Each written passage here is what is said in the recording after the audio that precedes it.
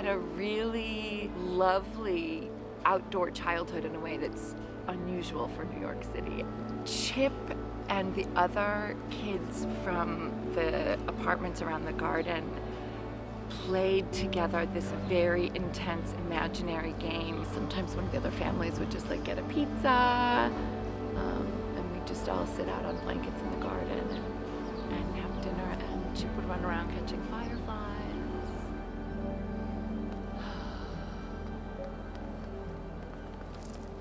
I am the youngest of 8 kids myself, a big family, and my mom used to always say, to each their own. Well, both of my kids are trans. Felicity came out when she was 15 and started on puberty blockers right away. And Chip is 16 and they've been on testosterone for like 1.5 years. Both of my kids actually received gender-affirming care at NYU, and they've been excellent, until January 28th. Thursday, back in the White House, President Donald Trump signed multiple executive orders targeting gender transition medical treatments for minors. Last week, Trump signed an executive order to withhold federal research and education grants from hospitals that offer gender-affirming care to transgender youth. Major hospitals across the United States then announced they'll stop providing such treatments. When that came out in January, I was speaking to Chip in the morning, and I was like, I just want to let you know this happened, and it's not going to affect us. We live in New York State. We live in New York City. Don't worry, we'll be fine. And then literally less than a week later, Chip's prescription didn't go through. In the immediate aftermath, I was getting lots of calls from panicking parents to support their child's transition, not knowing what to do. They were in mid-treatment, and to traumatize families like that, it's absolutely damaging to the patients that they take care of, as well as to NYU's reputation as a leader in the field. And now I want Congress to pass a bill permanently banning and criminalizing sex changes on children and forever ending the lie that any child is trapped in the wrong body. This is a big lie. The people who believe that gender-affirming care is not rooted in science need to actually look at science. Some people think if you walk in the door on day 1 and say, I want hormones, they're instantly going to be turned into a boy or a girl. It doesn't work that way. To be on medical treatment, you really need to have a firm assessment. At my program, we will do a minimum of 4 assessments before someone is actually put on hormonal treatment.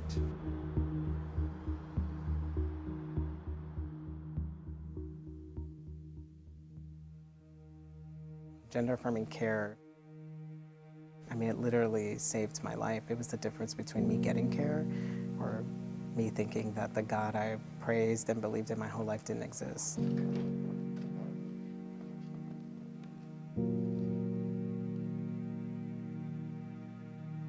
I grew up with my dad. He put me in sports. I was in baseball, I was in football, I skateboarded. I did a lot of things, and then once I got my menstrual and my breast grew, it was really confusing because you look at yourself and you recognize that there are things about you and people put you in this space that you just don't really, you don't see yourself as, you don't connect with. You know that that person is there, but they're not you in some way. I was going to take my life, and I think a lot of these children, unfortunately, when they see things like anti-trans bills, when they see places like NYU pause care, they get scared and they think they don't have a future.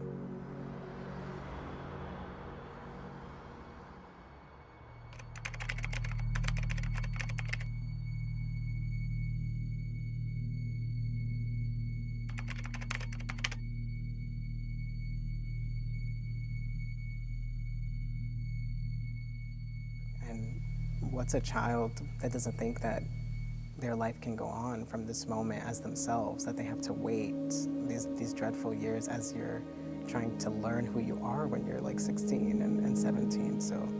Yeah, I questioned my kids, and I questioned their reproductive potential, and I questioned whether my kids knew what they were doing. I questioned whether they knew themselves enough. As someone who has transitioned already, it is 100% my duty, my obligation to fight for trans rights, for children, for children's rights, for all children, to be able to say what their care should be, to be able to have a voice. Adults or trans adults, they won't be adults at all, right? Okay? You need to support trans kids.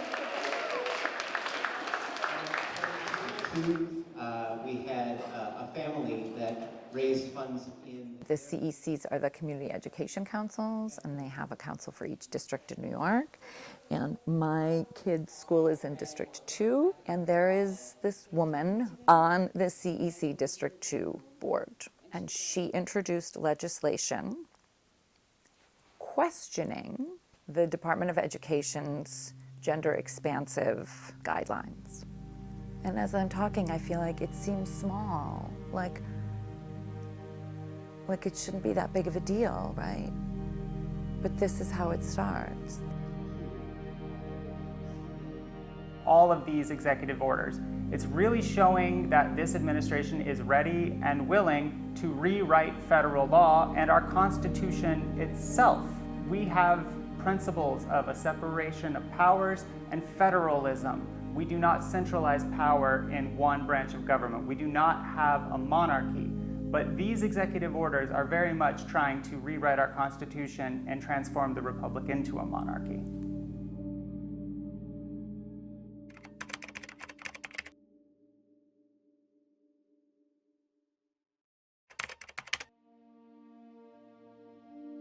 All of this fight for the last 15 years of my own personal life felt like we were constantly building towards a better society, which in the past 2, 3, 4 years now, we've watched this pushback just erode all of that progress that we had made.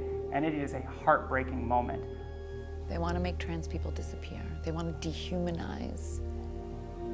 And they can't. We have existed for 5,000 years in recorded history through all sorts of animus and discrimination and persecution. Trans people have always been there, and they always will be there.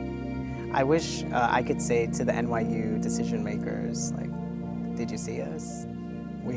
You made that decision and we quickly came through. Your own people came through to tell you that what you did was not love, it was not care, and it was not right. And the tide of change that is really running in this country is acceptance and love. And I do truly believe that. All evidence to the contrary